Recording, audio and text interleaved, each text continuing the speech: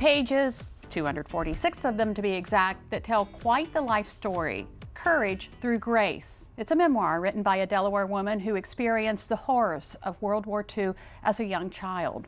The book details her adjustment to new life as an immigrant in America and takes you, the reader, on her journey with her, which includes a return to her native Latvia 50 years later.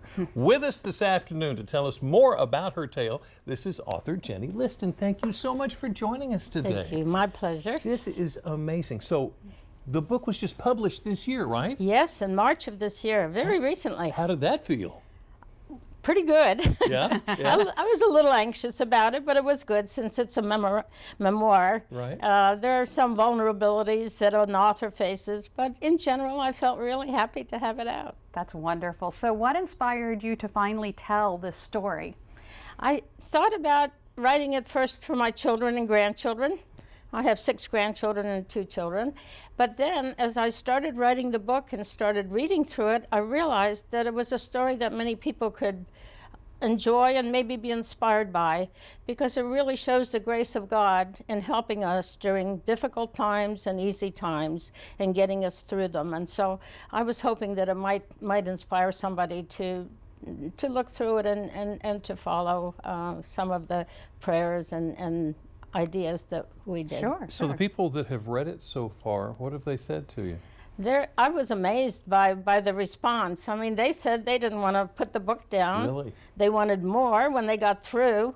They want a sequel. Oh my. And they would start reading and go into the night reading the thing. It can be done in 2 sittings fairly easily. It's simply written, and it's a quick read. But all the time as you read it, it has some very interesting situations that take place. And they're not all good situations, I'm No. sure. So were there any points of the book that were hard to write? There were a few, especially when I was talking about my husband returning from Vietnam and meeting him as he flew in, and the anxiety I felt. I had had a child while he was gone.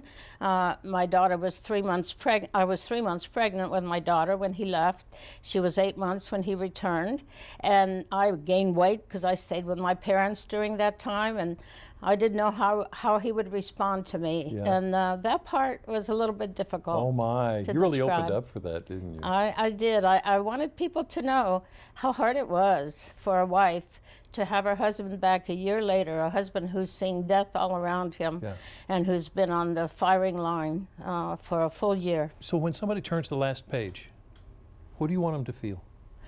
I want them to feel like they're inspired to Yeah. some degree, that they thought it was really an interesting book and worth reading.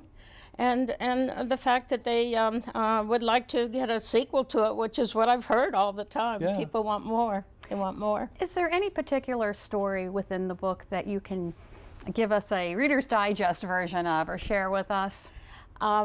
My book is in 4 parts, and the last part describes the CIA years, since I was an analyst at the CIA for almost 20 years. I was in Moscow for 2 years, stationed there through the State Department, and some of the experiences that occurred there were really very interesting My goodness. and almost frightening in some respects. How did you wind up here in Delaware? Good question. After I retired, my husband got Parkinson's disease. He'd been under Agent Orange in Vietnam, and in his later years, he developed it. And we moved back to Herndon, Virginia, where we lived. And when he passed away, I had a lot of time to think about I didn't have much of my life left, I felt. I had lived it fully, and what did I want to do from this point on? And I somehow wanted to be closer to the Lord and serve him in some way. So I had the opportunity to sell a property that my husband inherited from his parents, and I decided maybe a good thing to do would be to buy a shore house. So I looked all over. I looked in New Jersey, couldn't afford New Jersey, and somebody suggested Delaware and the town of Lewis. So I started on the internet, and I found a beautiful little house that I felt so close to just by looking at it. And I ended up buying that house and moving to Delaware, not knowing a single person, but coming here by myself in later years. My kids, of course, were anxious, but it just turned out beautifully. I met many people. We're glad you're here. Yeah, I was going to say, lucky us, right? Author Jennie Liston, she is the author of Courage Through Grace. Thank you so much. Thank you. It was a pleasure. Forward to the Wonderful talking to sequel. you. Thank you.